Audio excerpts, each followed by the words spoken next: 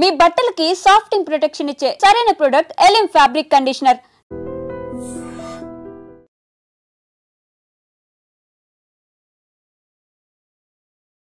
Sir నమస్తే అండి. నమస్తే అండి. పింగళి నరేష్ రెడ్డి గారు ఇప్పుడు తిరుమలగిరిలో కనబడ్డారు, తర్వాత మళ్ళీ ఇప్పుడు దర్శనం అయింది, కానీ ఫోన్లో రెగ్యులర్ మాట్లాడుకుంటాం. అవును సార్, సాధారణంగా పోలీస్ ఆఫీసర్ అనగానే కాకి యూనిఫామ్, ముఖం మీద సీరియస్, అదొకలా కళ్ళు అటు ఇటు తిప్పుతుంటారు, కానీ మీరు ఎప్పుడు నవ్వుతూ కనిపిస్తుంటారు.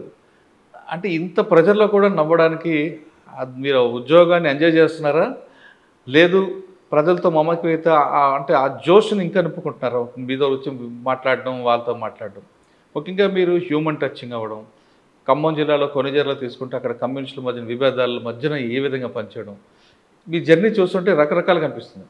మీరు ఒక కేవలం ఫ్యాక్షనిస్టే కాకుండా ట్రెడిషనల్ క్రైమ్ మీ దీంట్లో చూశారు, వైట్ కాలర్ సఫన్ చూశారు, ప్రజెంట్ సైబర్ క్రైమ్, ఈ మూడిటితో పాటు ఫ్యాక్షనిజం, నక్సలిజం కూడా మీరు రెండు కలిపి ఉన్న ఖమ్మంలో పనిచేశారు. ఖమ్మం అనగానే అది కమ్యూనిస్టు కిల్లా, ఒకవైపు కిల్లా ఉంటుంది, ఒకవైపు మావోయిస్టులు కనిపిస్తారు, ఒకవైపు పొలిటికల్ ప్రజలకు ఉంటారు. ఈ మూడు ట్రెండ్స్ని ఎలాగ మీరు మేనేజ్ చేసుకొచ్చారు?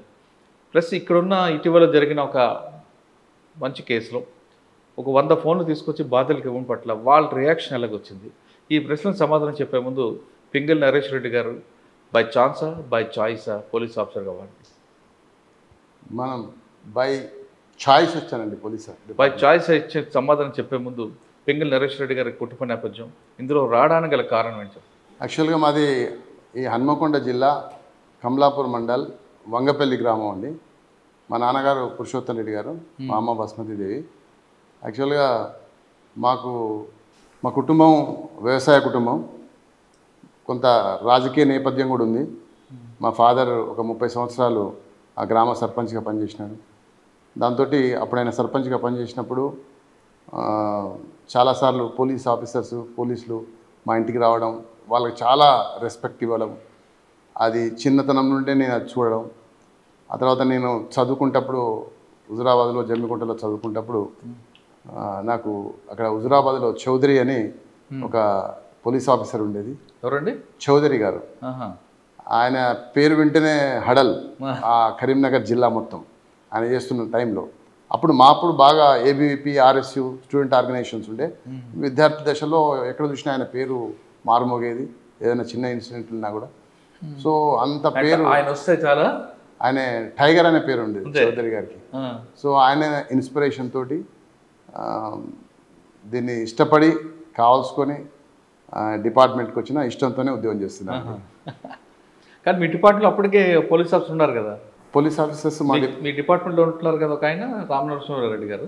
రామ్ నరసింహారెడ్డి గారు ఉన్నారు, నాకు కొంత రిలేటివ్ అవుతాడు.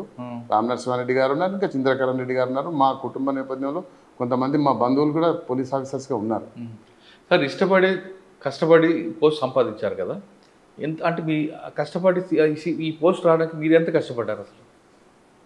అంటే మీరు గ్రూప్ 2 రాసి ఉంటారు, అందులో అంటే ఫస్ట్ అటెంప్ట్కి వచ్చిందా? ఫస్ట్ అటెంప్ట్ అండి.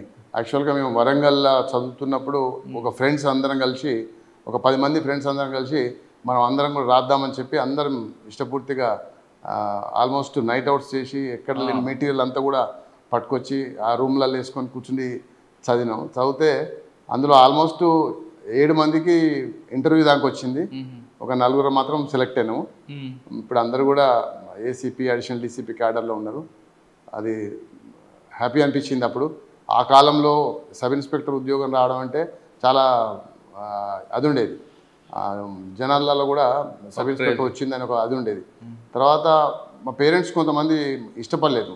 అంటే మేము వచ్చిన టైంలో యాక్చువల్గా నక్సలైట్స్ విపరీతంగా మా ప్రాంతంలో నక్సలైట్స్ ప్రభావం ఉండే. చాలామంది పోలీస్ ఆఫీసర్స్ మీద కూడా అటాక్ అయింది. చాలామంది పోలీస్ ఆఫీసర్ మా కళ్ళ ముందు చనిపోవడం జరిగింది. దట్టు ఎస్పెషల్లీ వరంగల్, కరీంనగర్ ఏరియాలో. సో దానికి మా పేరెంట్స్ ఒప్పుకోలేదు ఇనిషియల్గా. అయినా తప్పకుండా దీన్ని అంటే ఇష్టం కాబట్టి ఏ సవాళ్ళైనా ఎదిరిద్దామని చెప్పేసి చౌదరి గారి ఇన్స్పిరేషన్ ఉంది. చౌదరి గారి ఇన్స్పిరేషన్. సార్, ఫస్ట్ పోస్టింగ్ ఎక్కడండి? నాది యాక్చువల్గా ఫస్ట్ పోస్టింగ్ అంటే నాది ట్రైనింగ్ ఇక్కడ అంబర్పేట అయిపోయిందండి. నేను 1991 బ్యాచ్. అంబర్పేట ట్రైనింగ్ అయిపోయిన తర్వాత ఖమ్మం జిల్లా అలాట్మెంట్ అయింది. ఖమ్మం జిల్లా అలాట్మెంట్ అయినాక ఏమైతుందంటే జనరల్గా ప్రాక్టికల్ ట్రైనింగ్ ఉంటుంది. ఫస్ట్ ఏదైనా ఒక సబ్ ఇన్స్పెక్టర్కు ఒక 15 days constable, 15 days head constable, 15 days ASI, 15 days court duties, 15 days SB, 15 days CCRB, DCRB జిల్లాలో అయితే అలాంటి డ్యూటీలన్నీ నేర్చుకోవాలి యాక్చువల్గా. కానీ అప్పుడు ఖమ్మం జిల్లాలో పూర్తిగా నక్సలైట్ ప్రభావం ఉండడం వల్ల మా ప్రొబేషన్ అందరినీ కూడా డైరెక్ట్గా ఆర్మ్డ్ అవుట్ పోస్ట్కి అటాచ్ చేశారు. నేను మనుగూరు అవతల కరకగూడెం పోలీస్ స్టేషన్ అవతల అనంతారం అనే ఒక అవుట్ పోస్ట్కు నేను అటాచ్ కాబడ్డాను. ఆల్మోస్ట్ అక్కడికి మనుగూరు దాకా బస్సులో పోయాము, ఇక అక్కడి నుంచి అంతా పైదల్ నడుచుకుంటేనే అక్కడ దాకా వెళ్ళడం జరిగింది. అక్కడే ఆల్మోస్ట్ మీరు వెళ్ళేసరికి కరకగూడెం బ్లాస్ట్ అయిపోయింది. అప్పటికి తర్వాత అయింది కరకగూడెం. నేను పోయే ముందు అప్పుడు రాళ్లవాగు బ్లాస్ట్ అయింది. రాళ్లవాగులో ఒక బ్లాస్ట్ అయ్యి మన పోలీస్ సోదరులు ఒక 13 మంది చనిపోవడం జరిగింది.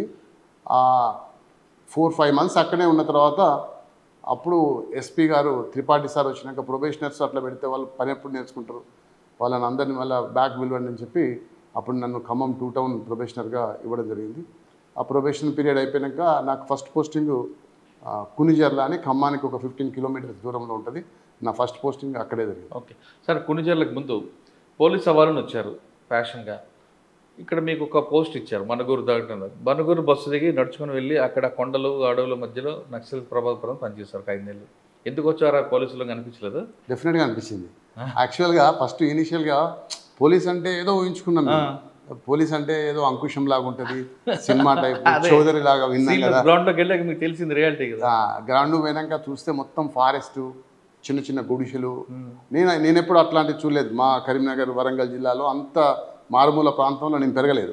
సో దాంతో నాకు అసలు మేము ఒక క్యాంప్లో ఉండడం, ఆ ఏపీఎస్పీ వాళ్ళు అప్పుడు 3rd Battalion కాకినాడ వాళ్ళు ఉండేది, వాళ్ళు మాకు ఇంత భోజనం పెడితే తినడం, మళ్ళీ మా లగేజ్ మేమే పట్టుకొని రైడ్స్ పోవడం, 3 days 4 days 5 days ఫారెస్ట్లో ఉండడం, ఫారెస్ట్నే పడుకోవడం. ఫస్ట్ కొంచెం ఇబ్బంది అనిపించినా కూడా తర్వాత ఛాలెంజింగ్ అనిపించింది. అది దాన్ని ఇష్టపడే చేసినాం. తర్వాత అక్కడ కూడా కష్టపడి ఇష్టపడ్డారు. అంటే అక్కడ ఒక మంచి ఎక్స్పీరియన్స్ వచ్చింది మీకు? చాలా ఎక్స్పీరియన్స్ లేదు, ముందే అనిపించింది ఎందుకు ఫస్ట్ పోవడంతోనే ఎక్స్ట్రీమిస్ట్ ఉద్యోగం కాబట్టి చాలా బాగుంది. అంటే మీరు అంకుశం ప్రభావం జీప్లో దిగుదాం కొడదాం అని అనుకున్నారా? ఓకే, ఆ ప్రభావం కొనజేరులో చూపించారు. కొనజేరులో అనగానే అదొక డిఫరెంట్ కల్చర్ ఉంటుంది. కమ్యూనిస్టుల ప్రభావం, 2 వర్గాలు, ఫ్యాక్షనిజం, ఇవన్నీ ఎలా దాన్ని ఆ ప్రాబ్లమ్స్ ఎలా సాల్వ్, అంటే మీకు మెయిన్ ఛాలెంజ్ అది కనిపిస్తుంది. ఆ ఛాలెంజ్ ఎలా ఓవర్కమ్ చేశారు? అదే కునిజర్ల అనేది అది 2గా విడిపోతుంది. ఒకటి ఖమ్మం కాన్స్టిట్యున్సీ కొంత ప్రాంతం వస్తుంది, సుజాత నగర్ పాత సుజాత నగర్ కాన్స్టిట్యున్సీ వస్తుంది. సార్ ఆ ప్రాంతంలో ఎక్కువగా పనిచేశారు కాబట్టి దాని ఆరిజిన్ చెప్పండి. ఎందుకు ఆ ప్రాంతం ఎక్కువగా డిస్టర్బెన్స్ ఉంటుంది? అది మొదటి నుంచి వెళ్ళి కమ్యూనిస్టులు ఆధిపత్యం ఉంటుంది. అది కమ్యూనిస్టులు కాకుండా కాంగ్రెస్ వాళ్ళు కూడా ఉన్నారు, కానీ అన్ని పార్టీ వాళ్ళు ఉన్నా కూడా ఆధిపత్య పోరు అనేది ఆ గ్రామాలలో కొంచెం ఎక్కువ. ఆధిపత్య పోరులో భాగంగా మర్డర్లు బాగా జరిగేది అక్కడ గతంలో. నేను పోయిన తర్వాత కూడా ఒక బొమ్మకంటి కోటేశ్వరరావు అని, బొమ్మకంటి కోటయ్య, ఐ థింక్ నాకు గుర్తున్నంత వరకు బొమ్మకంటి కోటయ్య గారిని, ఆయన కోర్టులో ఎవిడెన్స్ చెప్పి వస్తుంటే వెంకటాయపాలెం అనే విలేజ్ దగ్గర ఆర్టీసీ బస్సు ఆపి ఆ బస్సులో ఉన్న వాళ్ళందరినీ దించి అతన్ని అక్కడ మర్డర్ చేయడం జరిగింది. అతనిది ప్రాపర్ గోపారం. అయితే ఆ మర్డర్ చేసినప్పుడు నేను లీవ్లో ఉన్నాను. ఆ తర్వాత వచ్చినాక వాళ్ళని అరెస్ట్ చేసినాము. తర్వాత దానికి కౌంటర్గా మళ్ళీ ఇంకొక అమర్నేని వెంకటేశ్వర్లు అనే అదే గ్రామస్తుని వేరే పార్టీకి సంబంధించిన వాళ్ళు అతన్ని కూడా హత్య చేయడం జరిగింది. అతను మోటార్ సైకిల్ మీద పోతుంటే.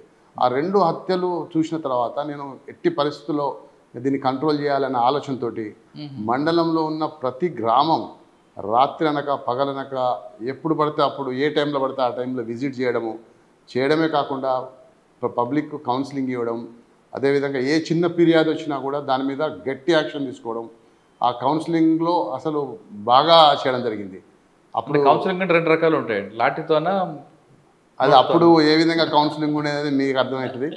ఆ కౌన్సిలింగ్ ఇవ్వడం వల్ల అప్పుడున్న లీడర్స్, ఇటు రజబల్లి గారు ఎమ్మెల్యే ఉండే, ఇటు పువ్వాడ నాగేశ్వరరావు గారు ఎమ్మెల్యే ఉండే, వాళ్ళు వచ్చేది ఏందండి మరి చట్ట ప్రకారంగా చేయాలి ఇవన్నీ చేస్తున్నారంటే కూడా, లేదు సార్ మీరు ఏమన్నా చెప్పండి, లా అండ్ ఆర్డర్ కంట్రోల్ కావాలంటే భయం ఉండాలి సార్, ప్రజల్లో భయం ఉండకుంటే లా అండ్ ఆర్డర్ కంట్రోల్ కాదు సార్ అని చెప్పి ఆ రోజు వాళ్ళని కన్విన్స్ చేయడం జరిగింది. ఆ తర్వాత నేను ఉన్నంత వరకు కూడా ఆ మండలాన్ని ప్రశాంతంగా ఉంచి ఆ మండలంలో మళ్ళీ ఫర్దర్గా జరగకుండా చూడడం జరిగింది. అంటే మీరు ఉన్నంతకాలం ఫ్యాక్షన్ పారిపోయారా? ఇక ఆల్మోస్ట్ ఎక్కడ కూడా చేంజ్ చేసినాం, ఎక్కడ కూడా వదిలిపెట్టలేదు. వాళ్ళు అంటే మనకు వాళ్ళు పాఠం నేర్పారు. ఎలా అని నేను వాళ్ళకు పాఠం నేర్పాల్సి వచ్చింది. ఏం పాఠం నేర్పారు వాళ్ళు? మీరు అంటే ఇట్లాంటి అఫెన్సెస్ చేయకుండా, ఇట్లాంటి అఫెన్సెస్లో ఇన్వాల్వ్ కాకుండా ఉండడం కొరకు అప్పుడు కొంచెం కఠినంగానే ఉన్నాం వాస్తవంగా. అప్పటికి నాకు మ్యారేజ్ కూడా కాలేదు, అక్కడే అయింది నాకు మ్యారేజ్. బట్ 24 hours నేను అదే పని మీద ఉంటుంది. అసలు పోలీస్ స్టేషన్ వదిలిపెట్టి ఊళ్ళో పడుకునేది మేము. ఊళ్ళో క్యాంప్స్ ఉండేది, చుట్టూ ఎటుపోయినా క్యాంప్స్ ఉండేది. ఆ విధంగా అక్కడ కొంచెం టఫ్ ఉద్యోగం చేయాలి. మీరు వాళ్ళకు లెసన్ ఇచ్చారు, మీరు లెసన్ ఇచ్చి వచ్చారా? తర్వాత అంటే నేను అక్కడ నేర్చుకున్న చాలా ఎక్కువ, ఫస్ట్ పోస్టింగ్ కాబట్టి చాలా నేర్చుకున్నా అక్కడ. సార్ అక్కడ మీరు నేర్చుకున్నారు కదా, ఒకటి అడిగి చెప్పండి. పబ్లిక్తో క్లోజ్నెస్ ఉంటే మనకు బెనిఫిట్ వస్తుంటుందా, లేదా పబ్లిక్తో అంటి ముట్టుకుంటే బెనిఫిట్ ఉంటుందా? పబ్లిక్తో ఇప్పుడు ప్రజాస్వామ్య దేశంలో ప్రజల సహాయ సహకారం లేనిది ఏ వ్యవస్థ కొనసాగదు. 100% పబ్లిక్తో మమేకమై పబ్లిక్తో బాగుంటేనే మా డిపార్ట్మెంట్కి ఎవరికైనా మనగా మా డిపార్ట్మెంట్కి మరీ ఎక్కువ.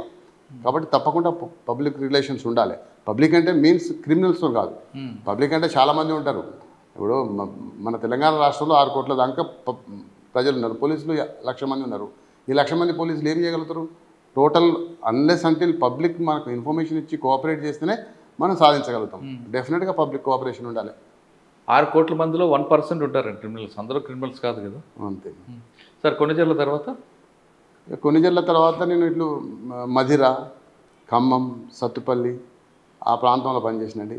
ఆ ప్రాంతంలో పనిచేసినప్పుడు కొంచెం ప్రాపర్టీ అఫెన్సెస్ ఎక్కువ, రౌడీయిజం ఉండే కొన్ని ఏరియాలల్లో, ఎస్పెషల్లీ ఖమ్మం టౌన్లో రౌడీయిజం ఉండేది. ఆ రౌడీయిజం ఉన్నప్పుడు కొంత రౌడీస్ తోటి కూడా బాగానే జరిగింది, కొన్ని ఎక్స్చేంజ్ ఆఫ్ ఫైల్స్ కూడా జరిగినాయి. ఆ రౌడీజంలో చేస్తున్నప్పుడు అంకుశ సినిమా స్టైల్లో కొట్టుకొచ్చారా ఎవరైనా? అట్లా అనేం కాదు, కానీ అప్పుడున్న కాలానికి అనుగుణంగా, అప్పుడున్న పరిస్థితులకు అనుగుణంగా మనం దాన్ని కంట్రోల్ ఏ విధంగా చేయాలనే దాని ప్రకారంగా అప్పుడు దాన్ని కంట్రోల్ చేయడం జరిగింది.